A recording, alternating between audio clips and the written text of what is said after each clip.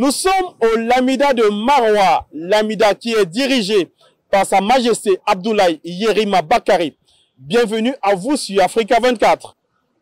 Dans la course à la présidentielle au Cameroun, les différentes équipes de campagne des 12 candidats poursuivent leur mobilisation dans les différentes régions du pays.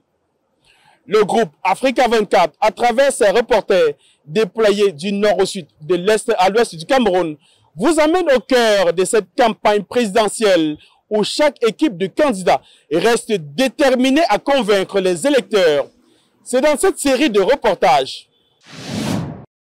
Nous sommes ici à la maison de parti de Bonanjo, située dans le premier arrondissement de la ville de Douala, où se tient en ce moment la rencontre de travail entre le secrétaire général du comité central et les commissions spécialisées de la région du littoral. À quelques jours du scrutin présidentiel du 12 octobre, le parti au pouvoir a marqué une nouvelle étape de sa campagne à Douala.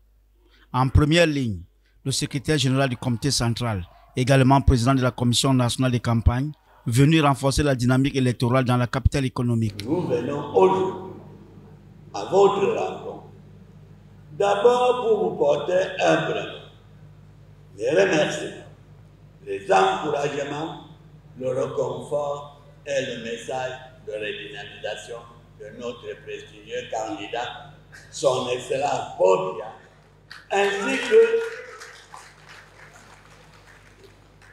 que ceux de la première dame du Cameroun, Madame Chantal Biya.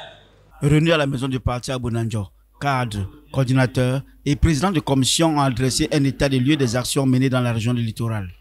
Monsieur le président national de campagne du candidat Paul Biya, je voudrais appeler votre attention sur les difficultés que rencontrent certaines de nos équipes de campagne sur le terrain. Elles nous signalent principalement l'insuffisance du matériel de campagne. Monsieur le Président de la Commission nationale de campagne du candidat du RDPC Paul Biya, permettez-moi de vous dire avec force que dans le littoral, la mobilisation n'est pas une question, elle n'est plus une promesse. La rencontre a surtout permis de resserrer les rangs. Message de mobilisation, appel à l'unité et volonté de victoire pacifique ont rythmé les échanges dans une ambiance jugée sereine et déterminée. Le mot d'ordre, rester mobilisé jusqu'au dernier jour. Beaucoup de choses ont été faites et nous sommes sur le terrain en train de faire le nécessaire pour essayer de faire mieux que par le passé. Je veux dire 10 fois mieux que par le passé parce que nous sommes forts. Satisfait de l'engagement des militants du littoral, le secrétaire général a quitté Douala confiant. Le RDPC entend faire de cette région un bastion électoral solide à l'image d'un parti qui veut aborder l'échéance du 12 octobre en position de force. Depuis le premier arrondissement de la ville de Douala, je suis Narcisse Soum pour Africa 24. En campagne à Bafoussam, chef-lieu de la région de l'Ouest, Pierre Nkwemo, candidat de l'Union des mouvements socialistes, a tenu un meeting marquant le 5 octobre 2025. Malgré une météo peu clémente, militants et sympathisants venus de la MIFI, des hauts plateaux d'Unkumki et autres ont convergé vers le centre-ville, déterminés à témoigner leur soutien à leur champion. Devant l'agence régionale de l'Abéac, transformée pour l'occasion en tribune politique, le président de l'Union des forces du changement a placé son message sous le signe de l'unité nationale, de la justice sociale et du développement inclusif. Vous irez faire la campagne de votre fils. Et dire à nos parents, vous allez dire à nos parents qui n'ont pas pu arriver ici, vous allez leur dire ceci, que je suis venu ici et je vous ai dit beaucoup de choses en ce qui concerne les élections le 12 octobre 2025. Dans son adresse, Pierre Nkwemo a mis en avant un message de proximité, d'unité et de transformation sociale. Affirmant vouloir replacer l'humain au cœur de l'action publique, le candidat a invité les Camerounais à reprendre leur destin en main et à en croire à l'émergence d'une nouvelle gouvernance. S'adressant tout particulièrement aux jeunes et aux femmes, segment clé de son électorat, qu'il a exhorté à s'impliquer activement dans la construction d'un nouveau contrat social pour le pays. Dans son adresse, Pierre Nkwemo a mis en avant un message de proximité, d'unité et de transformation sociale. Affirmant vouloir replacer l'humain au cœur de l'action publique, le candidat a invité les Camerounais à reprendre leur destin en main et à croire en l'émergence d'une nouvelle gouvernance. S'adressant tout particulièrement aux jeunes et aux femmes, segment clé de son électorat qu'il a exhorté à s'impliquer activement dans la construction de nouveaux contrats sociaux pour le pays. Les multinationales comme les brasseries, les Orange, MTN, on a mis la même ici et ils payent. Les droits de place au marché, on ne paye pas à Bafang. C'est comme ça que nous allons faire sur toute l'étendue du territoire. Entre mobilisation régionale et ambition nationale, le candidat de l'UMS espère transformer l'élan populaire en vote concret le 12 octobre 2025. Mon choix porte sur le candidat Paul Biya. Parce qu'il connaît mieux nos problèmes, parce qu'il les a gérés pendant 43 ans. Il sait surtout ce qu'il reste à faire. Et il connaît là où se trouvent les problèmes, qu'il nous nomme des gens qui vont veiller à la réalisation de ces institutions. Mon choix est porté vers le candidat Cabral Ibi. Il incarne la jeunesse et bon, j'aime son projet de société. Mon choix est porté sur le candidat, le meilleur candidat de tous les temps, Paul Biya, son excellence Paul Biya, qui est notre papa, notre grand-père à tous. Actuellement, c'est Chiroma Bakary, parce que c'est le seul qui se démarque franchement avec des questions qu'il élabore au quotidien.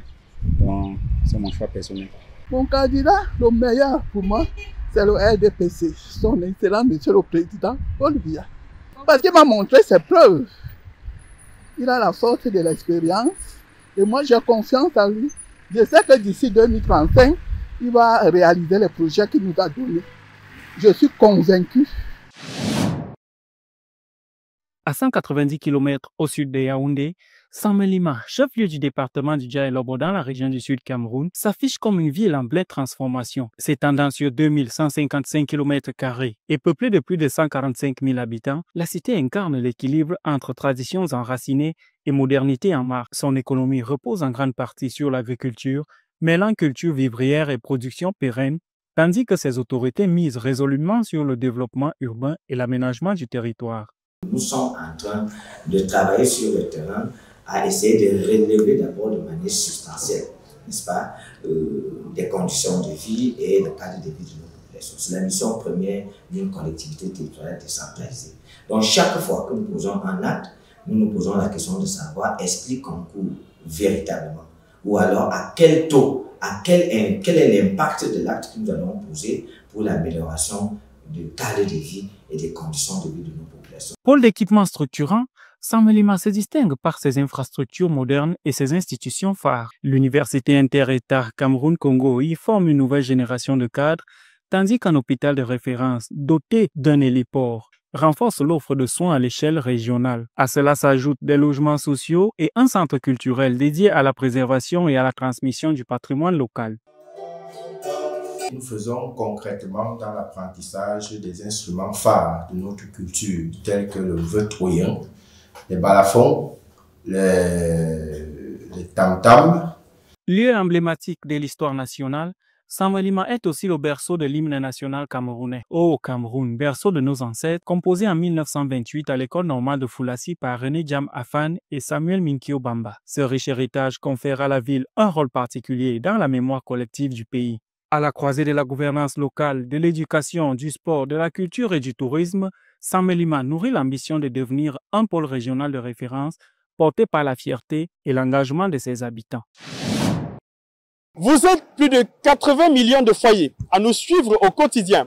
Merci de votre fidélité à notre média qui vous fait vivre à travers le journal de campagne, la présidentielle 2025 au Cameroun. Retrouvez cette édition sur MyAfrica24, la première plateforme de streaming HD de l'Afrique et sur tous nos réseaux de diffusion. Dans un instant, une nouvelle édition de l'actualité africaine.